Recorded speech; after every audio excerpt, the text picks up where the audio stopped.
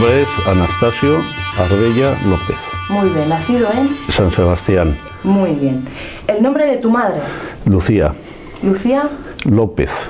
Muy bien. Lucía López Odriozola, sí. Muy bien. ¿Dónde nació? Nació en Eibar.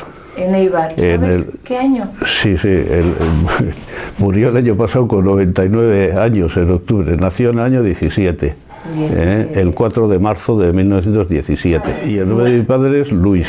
¿Luis qué más? Luis Arbella Aguirre. Nació en San Sebastián. Se casaron en 1943. Que es mi tío Anastasio, o sea, hermano de mi padre, con 21 años se casó con mi madre, que tenía 20. Jóvenes ellos, y había estallado la guerra. Mi tío estaba en el frente y murió fusilado. Eso era el año 38. Y el año 44 mi madre se casó con mi padre, o sea, con el hermano de mi tío. Bueno, mi padre era electricista, fundamentalmente era electricista, luego hizo muchas cosas, pero él era electricista. Estuvo afiliado con 17 años a las Juventudes Socialistas, entonces. Y bueno, ya te he dicho que mi padre estuvo exiliado en el año 34 porque con Indalecio Prieto organizaron la revolución, en fin, eso, la revolución de octubre, la participación en Euskadi. Pues mi padre participó con Indalecio Prieto, que era mayor que él, mi padre tenía 20 años, y otra mucha gente, claro, o sea, no solo ellos. Entonces tuvo que exiliarse por Peñas de Haya, pasaron la frontera como pudieron por el monte y, en fin, estuvieron en Francia. Pero en el año 36, cuando el Frente Popular ganó las elecciones, hicieron una amnistía de los exiliados. Entonces mi padre volvió a entrar pues, en las Juventudes Socialistas, en UGT y tal. Junto con su hermano, que era más joven que él, su hermano Anastasio y su hermano Antonio, José Antonio. Eso entre febrero y julio, ¿no? Entonces, cuando estalló el alzamiento nacional, la insurrección, entonces mi padre, junto con otros jóvenes que estaban más o menos, poco organizados, pero un poco, o sea, otros no tenían nada, ¿no? Y entonces ya tenían, pues no sé, pues eso de salir había muchas peleas entre los falangistas y los nacionalistas y los socialistas y en el centro de San Sebastián, ¿no? O sea, peleas, pero de darse bien de caña, ¿no? Y en eso, pues cuando les avisaron que el ejército era insurrecto, ellos pidieron, claro, no tenían armas ni nada, y además, mi padre, como muchos otros, no habían hecho ni el servicio militar, o sea, no tenían nada de militares. Entonces, bueno, pidieron algunas armas para ir haciendo frente en Eibar, pues ya les suministraron algunas pistolas, poco, pero no había grandes cosas, escopetas, pero nada más. Pero cuando tuvieron algo más, entonces mi padre, en julio del 18 de julio, ya a partir de ahí, ya se organizaron pues para ir a enfrentarse pues a las tropas de Mola, a los requetés que estaban viniendo hacia aquí, entrar por Irún, y por Gainza y tal. Entonces mi padre fue a Tolosa, estuvo en los frentes de Tolosa, Gainza, en fin, un poco hacia esa parte, pues para frenar a eso. Allí es donde le dieron, en Gainza es donde le dieron en la espalda, y le trasladaron al Hotel de Londres, que hacía como de hospital.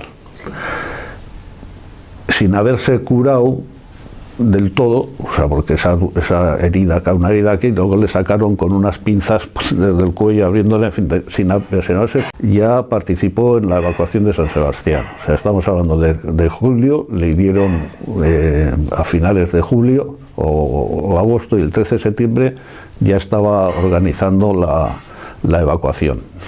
De allí fueron ya formándose las compañías, se fueron agrupando porque no tenían ninguna base militar, ni sabían. Pero bueno, ya se fueron organizando y entonces fue al frente de Asturias, porque estaban pidiendo, el frente norte quedó muy aislado, ¿no? frente a Madrid y todo eso, ¿no? Quedó muy aislado. Entonces les mandaron a Asturias. En Asturias estuvo varias veces. De Asturias luego le volvió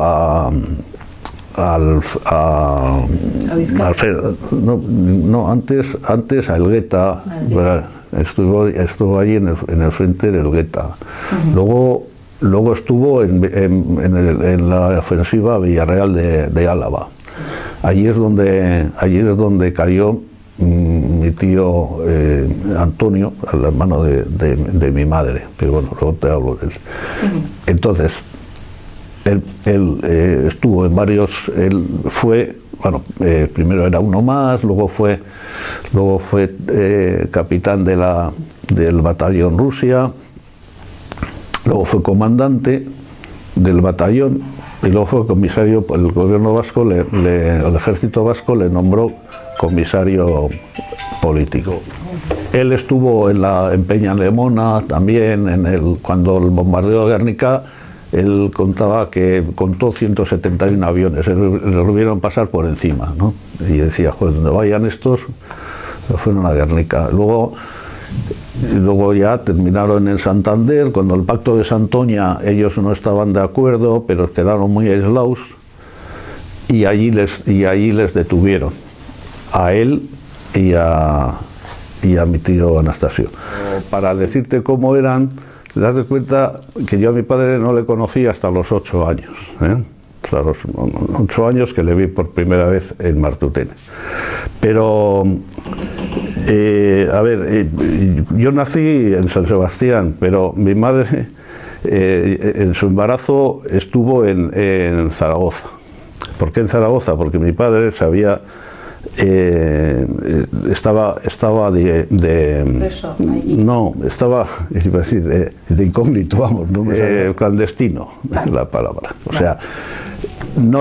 sea, si le cogían, vamos, si le veían, le cogían y le llevaban. ¿Por qué eso? Pues porque después de acabar la guerra, mi padre había pasado 3 años en la cárcel preso durante la guerra y hasta el año 40, pero por unas circunstancias que yo nunca las he sabido, pero que salió de la cárcel de Santander, cuando lo más probable era que le hubiesen condenado a muerte, porque era comisario político de un batallón que se llamaba Batallón Rusia, y estaba para eso, pero él salió de allí. Entonces, yo nací en San Sebastián, mi madre me llevó enseguida, siendo pues, bebé, a Zaragoza, y entonces mi madre vivía conmigo, y mi padre por la noche estaba por ahí pues organizando el partido, las Juventudes Socialistas, el Partido Socialista en Aragón y en Euskadi, porque se llevaba bien, había mucha relación entre los pocos socialistas que quedaban en cada uno de los sitios, y ellos estaban organizando el partido allí. Entonces yo viví, el primer recuerdo que tengo con 3 años era una casa que era en Torrero, y claro, mi recuerdo es de mi madre, ¿no? Yo de mi padre, de esa época no me acuerdo. Cuando yo tuve 3 años, le detuvieron a mi padre y le acusaron de rebelión, porque en fin, estaban reunidos para la organización, y eso que ahora también estamos oyendo hablar de la rebelión, ¿no? En Cataluña, pues como infinitamente menos que eso, a mi padre le cayeron 15 años, ¿no? Y con el año 48 lo volvieron, yo tenía 14 años, y le detuvieron otra vez. Estuvo un mes en las mazmorras del gobierno civil con el infausto Melitón Manzanas. Le trasladaron a la Dirección General de Seguridad en Madrid, de allí a Carabanchel, en fin, fue la época en que te he contado que le dijo a mi madre que yo dejara de estudiar, ¿no? Como yo tengo un conocimiento muy entrañable de mi madre, o sea, porque ha sido la que nos ha llevado adelante, la que se sacrificó porque dejó su piano para que no le daba posibilidad, no le daba dinero, por lo tanto se sacrificó pues para mantenernos a nosotros, pues cogiendo puntos a las medias y haciendo trabajos que le aportaran algún mi abuela también, mi abuela materna también trabajando, normalmente hacía pues, o de cocinera o de institutriz, no sé si tanto como institutriz, pero sí llevando a los niños, en fin. Ella hacía sus trabajos de limpiezas, de lo que fuera. Entonces, mi madre siempre se ha volcado conmigo y con mi hermana, y hasta que salió mi padre de la cárcel. Entonces, recuerdo que, bueno, y luego mi madre siempre pero con mi padre, pero ella siempre como diría, su objetivo con nosotros era que estudiáramos. Y en algunos momentos que lo volvieron a detener a mi padre, cuando yo tenía 14 años, había hecho el bachiller, que entonces se llamaba el bachiller elemental, con 14 años, claro, mi padre desde la cárcel le dijo que me pusiera a trabajar, y mi madre dijo que no, que haría lo que fuera, pero que yo seguiría estudiando. Así fue, o sea, seguí estudiando bachiller, hice perito industrial, luego hice ingeniero industrial, pero todo eso ha sido con mucho apoyo de mi madre. Con mucho sacrificio de ella, porque ella dejó su carrera, o sea, lo que a ella le gustaba, que era el piano, que había tenido matrículas y acceso, o sea, matrícula, era buena estudiante, hizo en varios conciertos en el Víctor Eugenia, en el Miramar, o sea, en Zaragoza, cuando yo tenía meses o un año, me cogía a mí en brazos, cogía la multicopista, hacía las octavillas para repartir, y de noche volvía a meter la octavilla, o sea, la multicopista, pues en un escondrijo que tenían allí. O sea, mi madre ha estado muy metida, sí. Incluso en el año 47, cuando le detuvieron a mi padre, porque a mi padre le detuvieron en una redada que hicieron en Madrid, él había ido, que ya estaba embarazada de mi hermana, fue detenida en Zaragoza y llevada a las comisarías de Zaragoza. Y mi madre estaba embarazada. Entonces, mi padre, que supo eso, fue a la embajada inglesa, al cónsul, vamos, en inglés, y dio parte de que la habían detenido. Pero mi padre no sabía que estaba embarazada, y mi madre no sabía, pero algo se imaginaba porque lo dijo. Mi madre sabía y lo dijo también. Entonces intervino el cónsul inglés y no le hicieron nada. Y no le apresaron, y no le metieron en la cárcel. Pero luego, cuando mi padre estaba en la cárcel, multitud de veces en Eguía, pues ha entrado la policía, pues cogían los armarios, tiraban todo, le cogían a mi madre, le amenazaban con llevarle, yo le agarraba de las faldas a mi madre, gritando que no, a mi madre no le llevéis. Y mi padre fue a varias cárceles, varios sitios de Santander.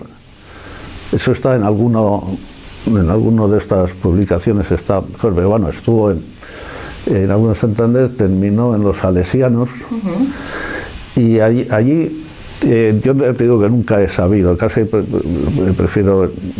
nunca he sabido cómo o en qué circunstancias él salió, pero su hermano estaba, o sea, él salió y su hermano quedó sí, y luego a Anastasio le llevaron a la cárcel de la Reinaga. Y de ahí no salió, ¿no? Pero mi padre en algún momento quiso entregarse para que le liberaran a su hermano. Vale. Pero le dijeron que no hiciera esa locura porque le iban a ejecutar a él y a su hermano. A los dos. A los dos. Entonces a tu tío le hicieron una condena a muerte. Sí. ¿No? Y le fusilaron en Hernani. No, a mi abuelo le fusilaron en Hernani. Tu abuelo. Pero... Sí, el caso de mi abuelo fue que, a ver, mi abuelo tenía ideas Sí, de izquierda, no sé si hasta qué punto. Y además eso tampoco lo conozco bien, ¿no? El hecho es que en la evacuación de San Sebastián se fueron a Cegama, ¿no? Como muchísima gente, ¿no? Y se quedaron allí. Entonces algunos, mi abuela materna, por ejemplo, le acompañó a mi madre a Bilbao en la evacuación y siguieron. Cuando ya vieron que San Sebastián estaba ocupado, que eso iba a avanzar, y entonces se marcharon. Pero mi abuelo pensó que él en realidad no había hecho nada y que volvería, y volvió con mi abuela materna. Llegaron a la casa, su casa de allí estaba precintada. Entonces estaba precintada y él pues quitó el precinto y entró en casa. Una vecina, que yo nunca he sabido quién era y mi madre sí sabía porque le explicaron luego, cogió el teléfono, bajó, pues ella no tenía teléfono, bajó a un piso que tenía teléfono y le dijo: oye, ¿me dejas llamar? Y ella oyó, esa vecina oyó todo. Entonces le delató. Seguido vino la Guardia Civil y le llevó a mi abuelo. Le llevó a la cárcel de Ondarreta, saben que estuvo allí, saben que salió de la cárcel de Ondarreta y ya no sabían dónde más.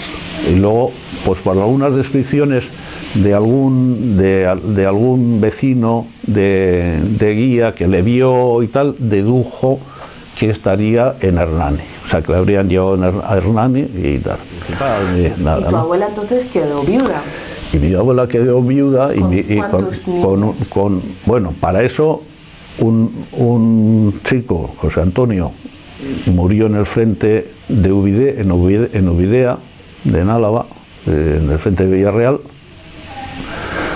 Por lo tanto, y además se dio una trágica circunstancia de que vivían juntos las dos familias, mi abuela materna y mi abuela paterna, en aquel momento de la guerra, y les dio la noticia de que habían muerto Antonio. Los dos se llamaban Antonios. Y entonces, claro, de tu padre y el hermano de tu madre.